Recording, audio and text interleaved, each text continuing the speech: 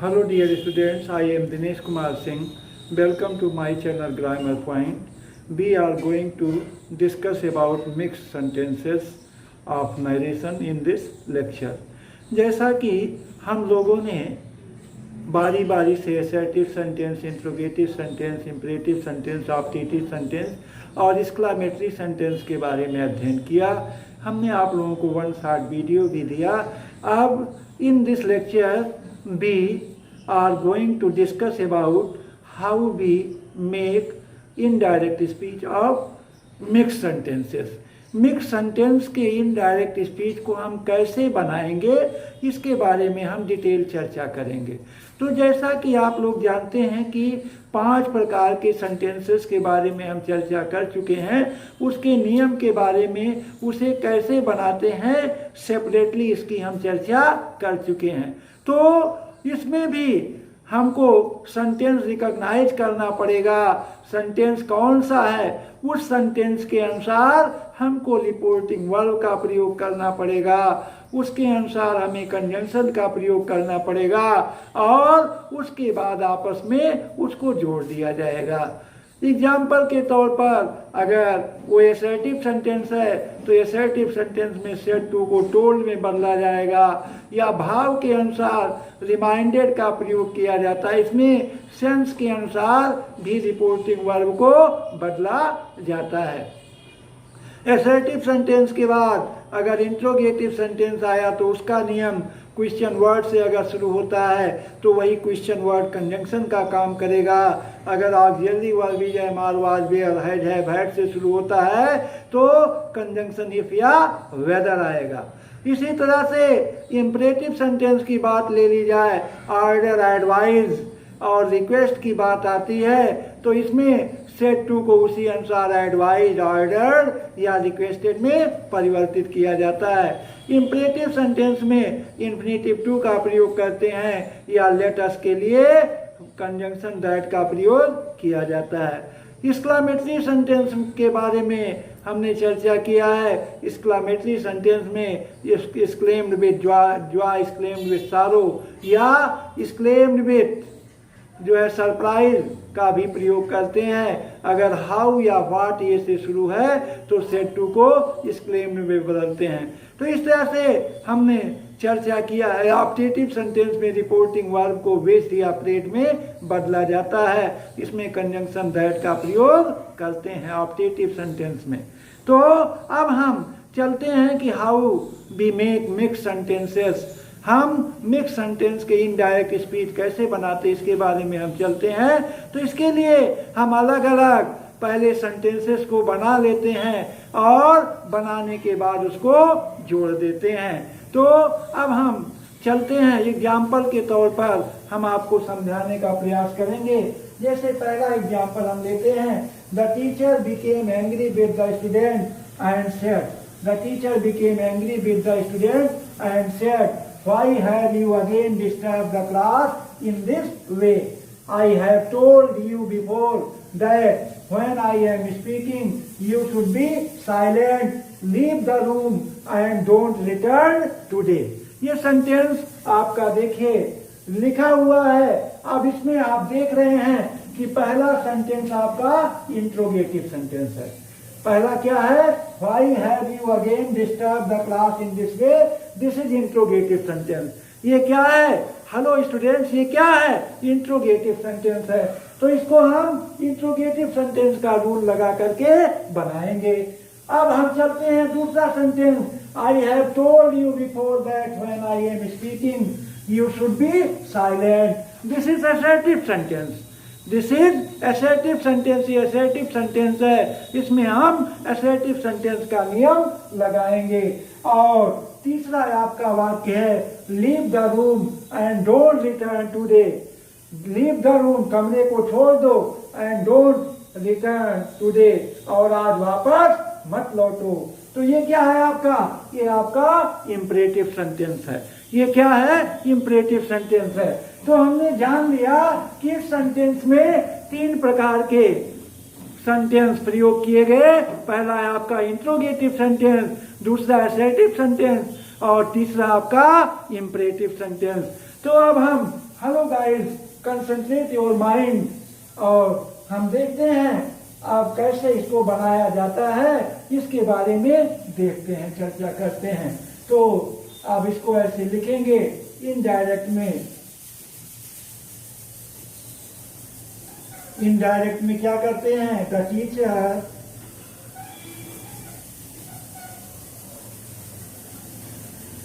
Became, इसको ऐसे ही उतार देते हैं, became angry with the student, with the student, इसको ऐसे उतार देते हैं।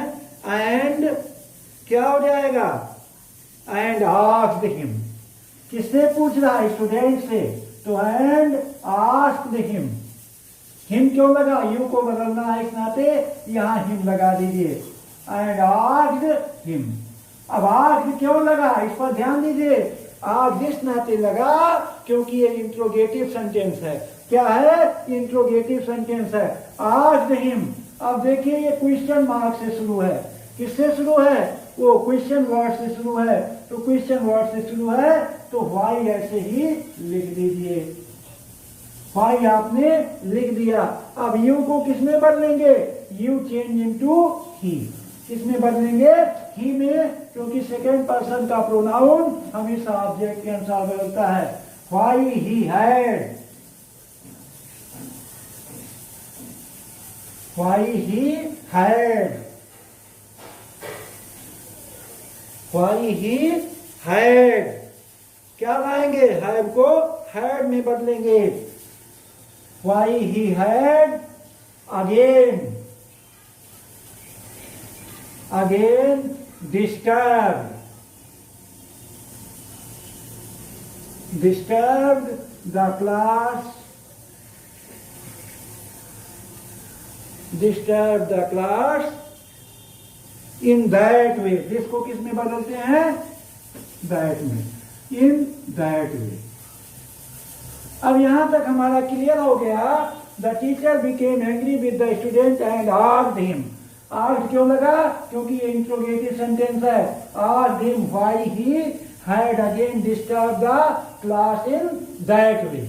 ये आपका पूरा हो गया इंट्रोगेटिव सेंटेंस। अब हम दूसरे सेंटेंस पर विचार करते हैं। I have told you before that when I am speaking you should be silent, इस पर हम विचार करते हैं। तो आगे हम चलते हैं। अब इसमें ये बताया जाता है कि उसे वो याद दिला रहा है। ही रिमाइंडेड हिम, कौन, टीचर, ही रिमाइंडेड हिम, वो उसे याद दिलाता है। He reminded him माने उसको याद दिला रहा है, that he reminded him that, वह उसे याद दिला रहा है। क्या याद दिला रहा है, I have told you before, तो क्या हो जाएगा, he, यहाँ क्या हो जाएगा, he अर्थात टीचर, he किसके लिए आया, टीचर के लिए आया। He had told, he had told him before, he had told him before, he had told him before that he should be silent, you should be silent। तो यहां क्या जुड़ेगा, that, क्या जुड़ेगा, that, that he should be, you को किसमें बदलेंगे, ही का मतलब क्या हुआ यहाँ, student, he should be silent, he should be silent, उसे चुप रहना चाहिए। when, ही किसके लिए आया है, द टीचर, when टीचर, ही किसके लिए आया, टीचर के लिए। when he was speaking, when he was speaking.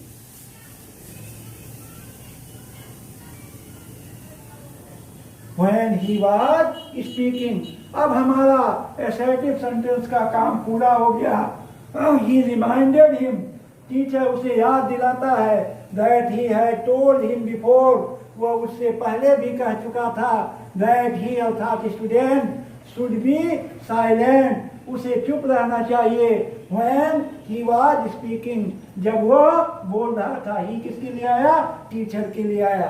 तो यहाँ हम 2 सेंटेंस हम पूरा कर चुके हैं. अब तीसरा सेंटेंस हम चलते हैं. वो क्या है? Leave the room and don't return today. कमरे को छोड़ दो और आज वापस मत लौटो. आप ये आपका इंपरेटिव सेंटेंस है. क्या है? इंपरेटिव सेंटेंस है. तो यहाँ ये क्या कर रहा है? टीचर कह रहा है कि देयरफॉर वह अतः ऑर्डर क्या दे रहा है? ऑर्डर दे रहा है. Ordered him. क्या कर रहा है? Ordered him to leave the room. To leave the room imperative sentence है. To leave the room imperative to लगेगा. To leave the room and उसके बाद फिर not to return. Not to return that day.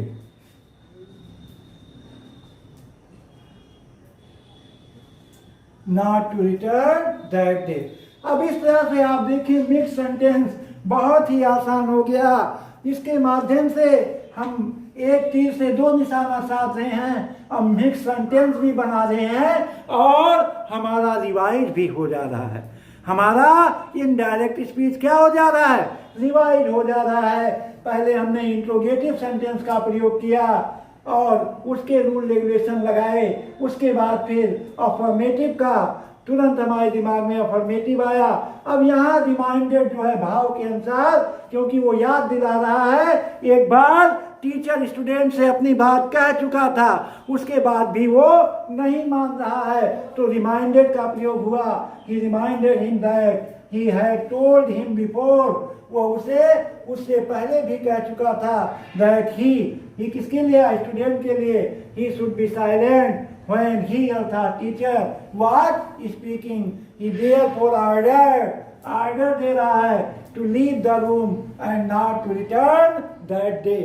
और उस दिन वापस मत लौटे. अच्छा, अब हम चलते हैं दूसरा एग्जाम्पल देखते हैं. The teacher said to her, why are you again late today?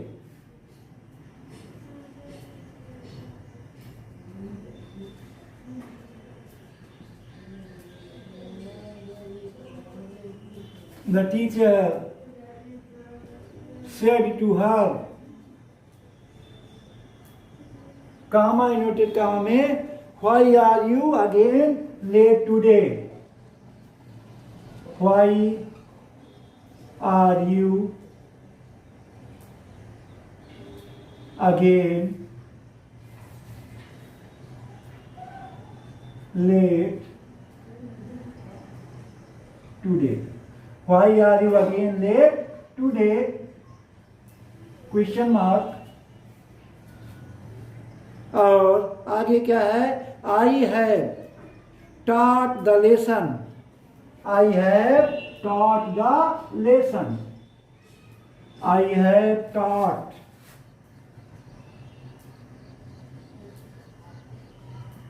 the lesson. I have taught the lesson. Full stop. Sit silently. Sit silently. Sit silently. अब यहाँ inverted comma close. अब आप देखें, the teacher said to her, अध्यापक उससे कहता है, why are you again late today? तुम आज लेट क्यों आई?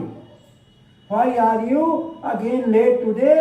तुम आज पुनः लेट क्यों हो? I have taught the lesson. मैं पाठ पढ़ा चुका हूं। सिट साइलेंटली, चुपचाप बैठ जाओ। यहां देखिए, यहां भी पहला वाक्य आपका इंट्रोगेटिव सेंटेंस है। फर्स्ट सेंटेंस क्या है? इंट्रोगेटिव सेंटेंस है, क्वेश्चन वर्ड से शुरू है और लास्ट में क्वेश्चन मार्क लगा है, तो इंट्रोगेटिव सेंटेंस निश्चित रूप से होगा, आपको कोई डाउट नहीं होना चाहिए। तो ये इंट्रोगेटिव सेंटेंस हुआ। सेकेंड है I have taught the lesson, ये सब्जेक्ट से शुरू है, इस नाते एसर्टिव सेंटेंस है, एसर्टिव का नियम लगाएंगे। और तीसरा आपका सिट साइलेंटली, ये क्या है? इंपरेटिव सेंटेंस है। अब हम कैसे बनाएं इसको? अब ये प्रश्न उठता है, हम कैसे बनाएं इसको? बहुत आसान है बनाना। आप सेट टू को किस में बदलेंगे? आस्क में बदलेंगे, क्योंकि आपको इंट्रोगेटिव सेंटेंस बदलना है। तो इसमें सेट टू को आस्क में बदलेंगे। अब हम चलते हैं और बनाते हैं, कैसे बनाया जाए इसके बारे में देखते हैं। तो क्या हो जाएगा? The teacher asked her, the teacher asked, the teacher asked her. उसके बाद यही शब्द कंजंक्शन का काम करेगा, तो व्हाई हो गया। क्या हो गया? व्हाई। और उसके बाद तुरंत आप सब्जेक्ट लाइए। क्या लाएंगे? हर के नाते यू किस में बदला? सी में। Why she was again let, she was again let, that day,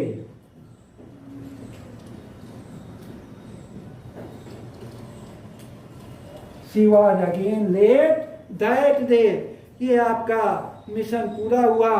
और फिर आप इसमें क्या करेंगे? And told her. अब टोल्ड क्यों लगा? क्योंकि ये असर्टिव सेंटेंस है, तो सेट को टोल्ड में बदलेंगे। और चूंकि कन्वर्सेशन जो है टीचर और उस लड़की के बीच हो रहा है, हर का मतलब कोई लड़की है, तो निश्चित रूप से and told her that, conjunction क्या लाएंगे? दैट। असर्टिव सेंटेंस का कंजंक्शन क्या होता है? That. And told her that. उसके बाद आई किस में बदलेगा? आई ही में बदलेगा। He had taught the lesson, that he had taught the lesson.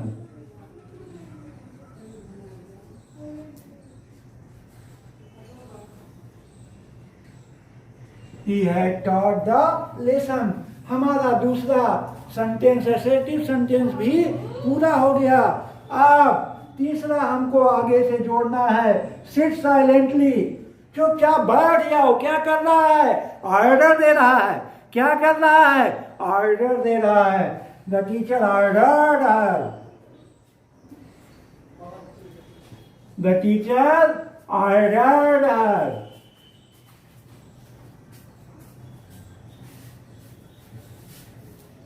Ordered her to sit silently.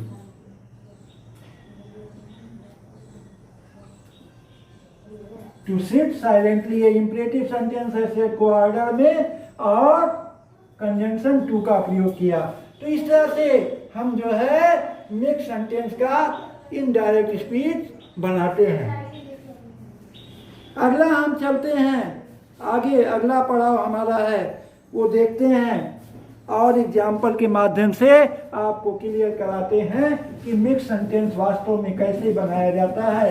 और आज का वीडियो देखने के बाद आप ये डायरेक्ट से इनडायरेक्ट बनाना कभी जिंदगी में नहीं भूलेंगे। देखिए अगला एग्जाम्पल हम देखते हैं और वो है तीसरा example.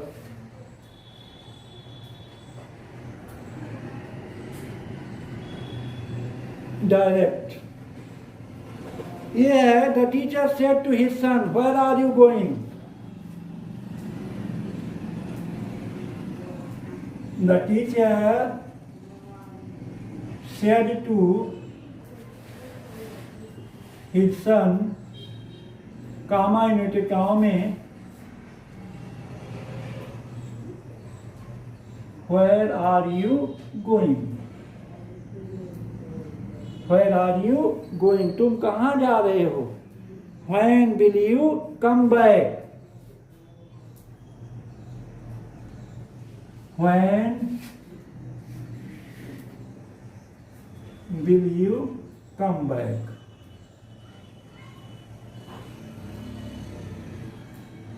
When will you come back?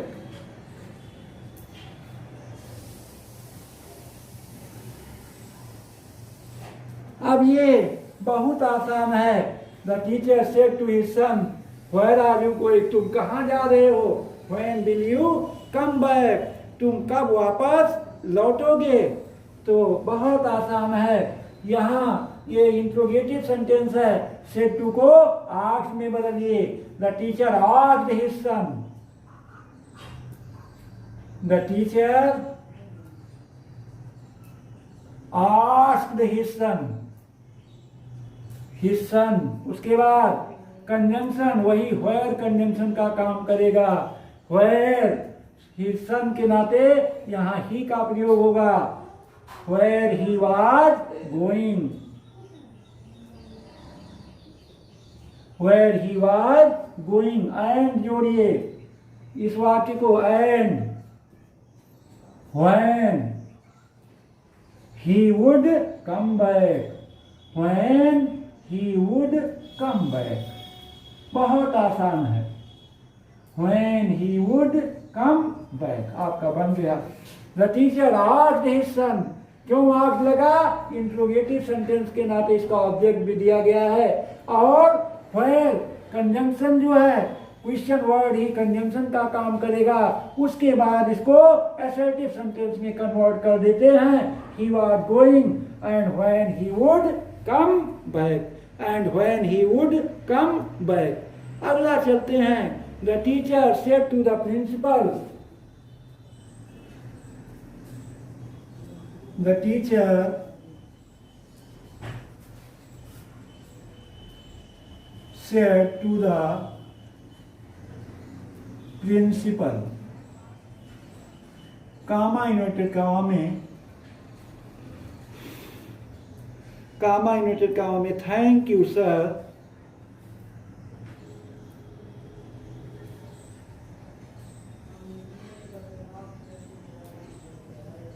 Thank you, sir.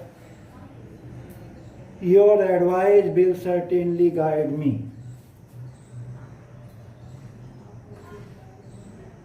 Your advice will certainly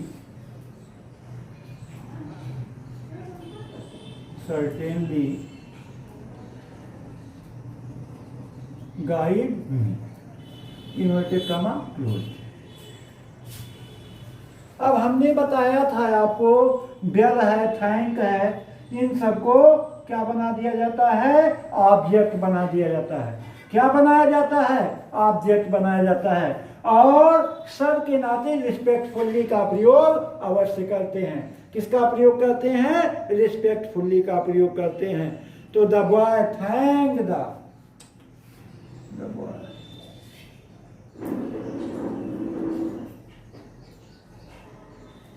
The boy said to the principal, Thank you, sir. Your advice will certainly guide me. आपकी सलाह निश्चित रूप से हमें गाइड करेगी, मार्गदर्शन देगी. तो द बॉय, ये लड़का है, तो क्या करेगा? ये आपका असर्टिव सेंटेंस है. Thank the principal. क्या है? थैंक को किसमें बदलेंगे? थैंक में. ये रिपोर्टिंग वर्ब का ऑब्जेक्ट बन जाएगा. तो ये हो जाएगा the boy thank. The boy thank the principal. क्या दे रहा है? धन्यवाद दे रहा है. The boy thank the principal. इस थैंक को क्या करेंगे? रिपोर्टिंग वर्ब का ऑब्जेक्ट बना देंगे. ऑब्जेक्ट बने मतलब रिपोर्टिंग वर्ब बना देंगे. तो the boy thank the principal and said respectfully. And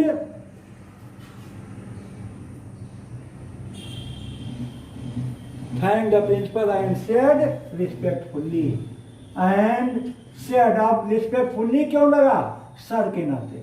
And said respectfully. Sir के नाते respectfully का प्रयोग किया गया. And said respectfully का मतलब आर्डर पूर्वक सम्मान देते हुए कह रहा. said respectfully that his advice. Your का क्या हो जाएगा? his. अब यहाँ कंजंक्शन दैट का प्रयोग होगा. that his advice would. Bill का क्या हो जाएगा? would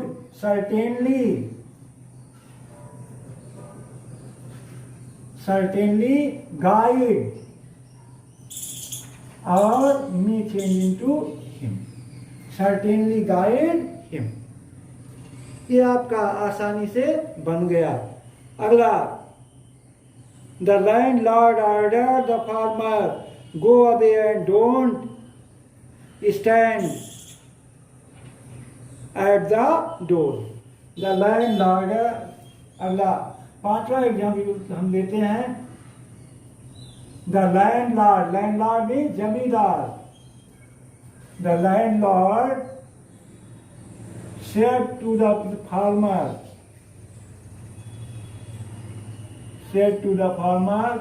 comma inverted comma में, go away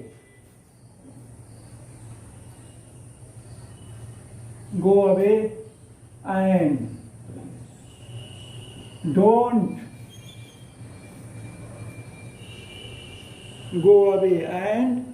don't stand at the door.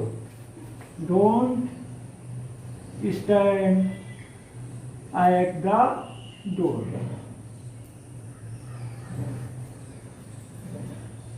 Full stop, inverted comma, closed.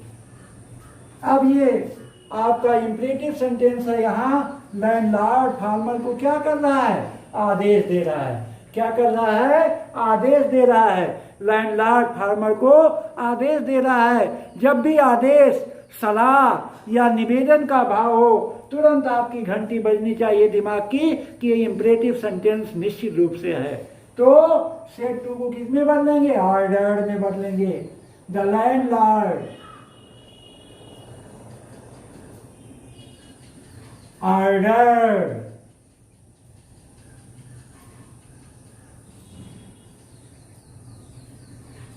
the farmer to go away and not to stand at the door. Not to stand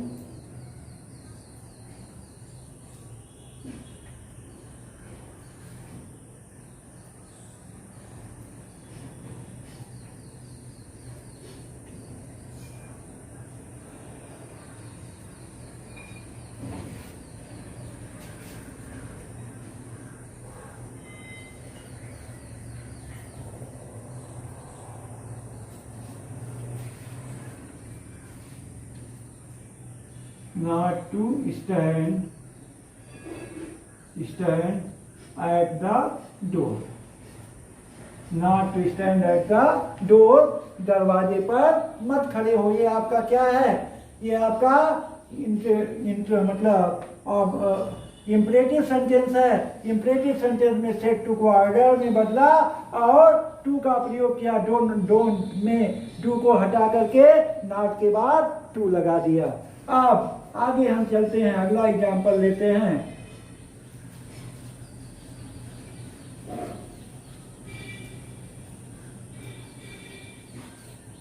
अगला है हमारा,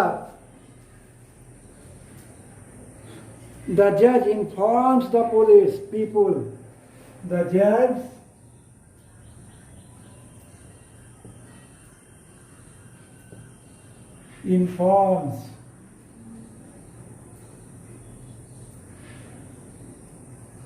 informs the people, comma inverted comma में, the judge informs the people, comma inverted comma में, the man is guilty and shall be hanged very soon.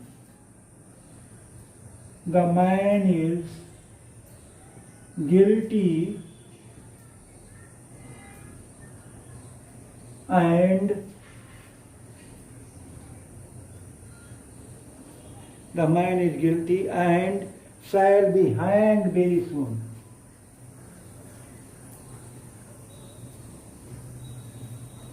Hanged very soon. Hanged very soon. Full stop, inverted comma, close. ये थोड़ा सा आपका बहुत ही आसान है, लेकिन इसी में आप फंस जाते हैं। ये फंसाने वाला इनडायरेक्ट स्पीच है, क्योंकि यहाँ आप देखिए ये आपका किसमें है, ये आपका जो है प्रेजेंट इंडेफिनिट टेंस है। और पहला नियम जब हमने शुरू किया था तब बताया था कि when reporting verb is in present tense or future tense, the tense of reported speech never change. उसका रिपोर्टेड स्पीच का टेंस कभी नहीं बदलता है। तो यहाँ इन्फॉर्म्स पे आप विशेष ध्यान देंगे, एकदम कंसंट्रेट होके देखेंगे, इसमें कोई परिवर्तन नहीं होने वाला है, केवल कंजंक्शन दैट आप लगा देंगे। The judge informs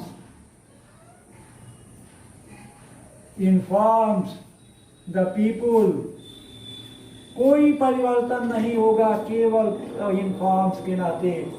that tense संबंधी कोई परिवर्तन नहीं होगा। That the man is guilty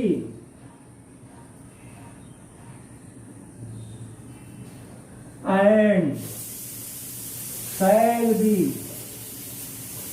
hanged very soon.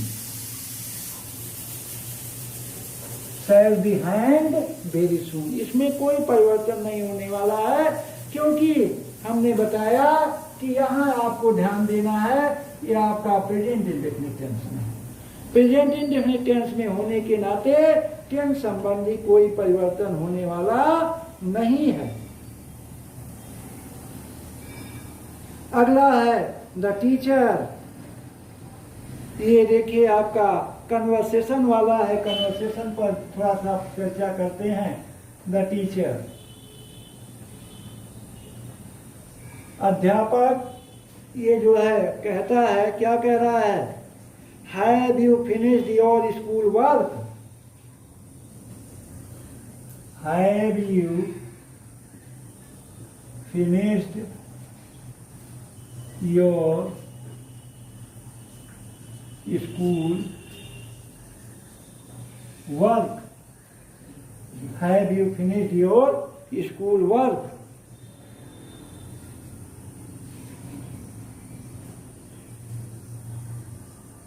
कामा, आप किससे कह रहा है, करीम से, करीम,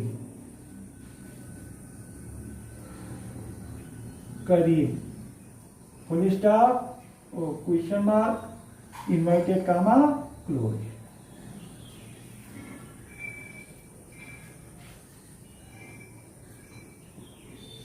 करीम, अब करीम क्या उत्तर देता है, करीम नो सर, करीम कामा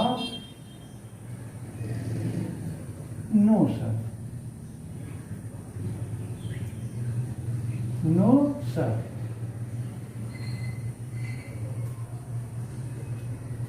अब इसको आपको चेंज करना है, बहुत आसान है।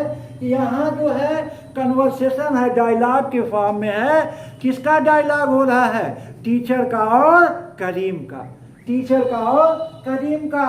यहाँ करीम वोकेटिव केस के रूप में आया है, संबोधन कारक के रूप में आया है। करीम किसके रूप में आया है, संबोधन कारक के रूप में आया है, तो इसका ऑब्जेक्ट बन जाएगा। द टीचर आस्क्ड, और हैव है, हेल्पिंग वर्ब से शुरू है, तो निश्चित रूप से ये क्या है, इंट्रोगेटिव सेंटेंस है और अंत में क्वेश्चन मार्क लगा हुआ है। तो the teacher asked Karim, the teacher asked Karim, asked Karim. उसके बाद अब क्या होगा, इफ लाइए। क्यों इफ लाएंगे, क्योंकि हेल्पिंग वर्ब से शुरू है। जब भी हेल्पिंग वर्ब से इंट्रोगेटिव सेंटेंस शुरू होगा या ऑक्सिलरी वर्ब से शुरू होगा तो इफ या वेदर अवश्य लाएंगे। तो इफ आ गया, अब क्या करें, यू को कन्वर्ट करना है। सेकेंड पर्सन का pronoun always change according to the object of the reporting verb. Reporting verb object इसका क्या है, करीम, तो यू किसमें बदलेगा, ही, और है change into had. He had finished his school work. He had finished his school work. School work. ये आपका टीचर का मतलब प्रश्न खत्म हुआ। The teacher asked Karim if he had finished his school work. Karim जो है कह रहा है नो सर।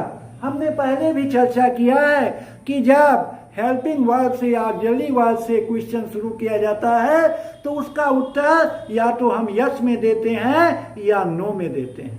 जैसे आर यू ए बॉय, अगर आप बॉय हैं yes I am a boy, अगर आप लड़की हैं तो no I am not a boy. तो यस या नो में उसका उत्तर दिया जा सकता है। ऐसे यहाँ जो है करीम कह रहा है नो सर, नहीं श्रीमान जी।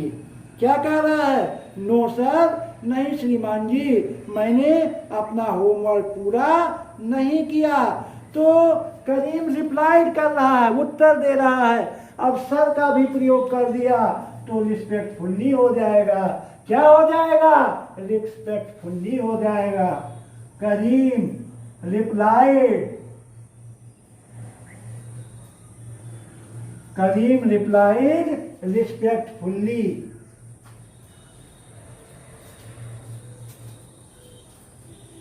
करीम रिप्लाइड रिस्पेक्टफुल्ली दैट, ये क्या है, असर्टिव सेंटेंस है। दैट ही हैड नॉट, वही सब्जेक्ट और वर्ब दोहरा दीजिए, दैट ही हैड नॉट। एक हमने और तरीका बताया था, वो क्या बताया था, आर करके आप लिख सकते हैं। करीम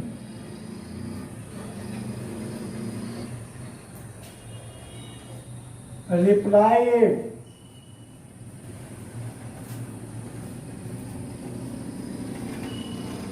respectfully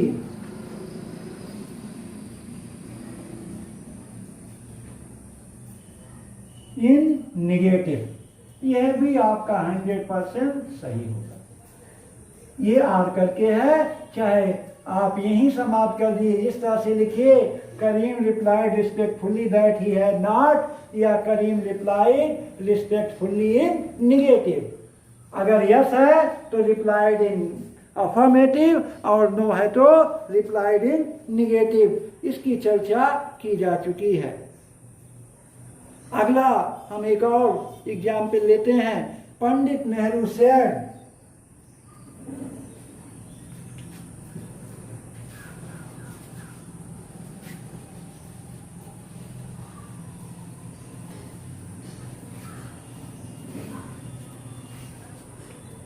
Pandit Nehru said,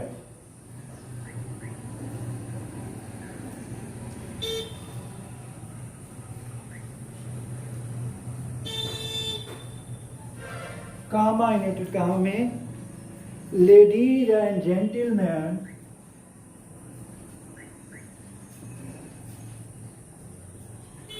ladies and gentleman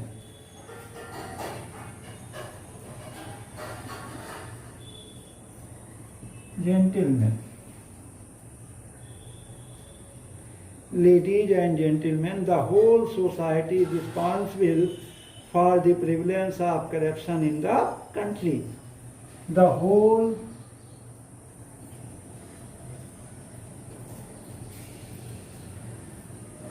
society is responsible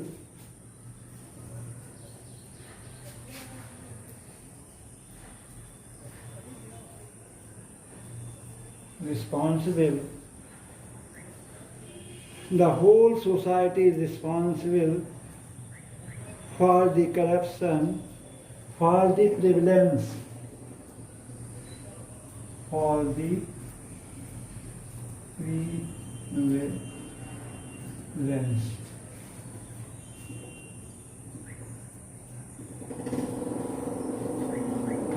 prevalence of corruption in country.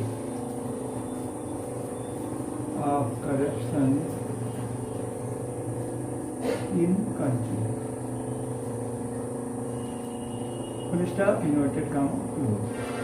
बहुत अच्छा स्टेटमेंट पंडित नेहरू ने कहा। क्या कहा?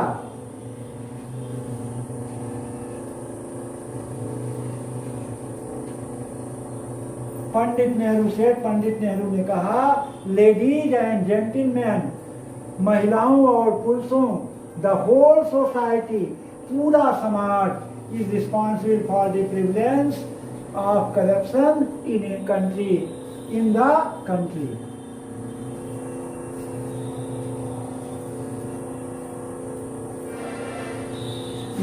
कंट्री। मतलब पूरे देश में जो है वो करप्शन, भ्रष्टाचार का कारण क्या है? पूरे देश के लोग हैं। The whole society is responsible, पूरा समाज उत्तरदायी है for the prevalence of corruption in country. जो देश में भ्रष्टाचार व्याप्त है, फैला हुआ है, उसके लिए पूरा समाज जिम्मेदार है। केवल एक व्यक्ति नहीं बल्कि पूरा समाज जिम्मेदार है। ये बड़ा अच्छा स्टेटमेंट पंडित नेहरू का है। तो इसमें पंडित नेहरू जो है क्या कर रहे हैं? संबोधित कर रहे हैं, एड्रेस कर रहे हैं। देखिए, लेडीज और जेंटलमैन को एड्रेस कर रहे हैं। तो यहाँ हम एड्रेसिंग का प्रयोग करेंगे। क्या करेंगे? एड्रेसिंग। ऐसे वाक्यों में हम एड्रेसिंग का प्रयोग करते हैं। Addressing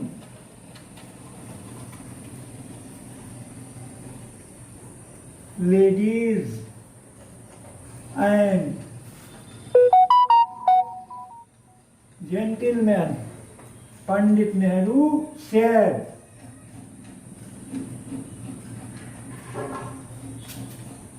Pandit Nehru said that the whole society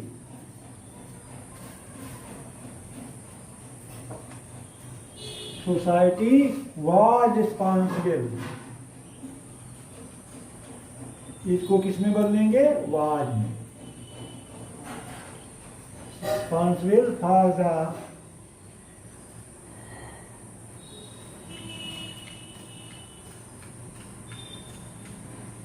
prevalence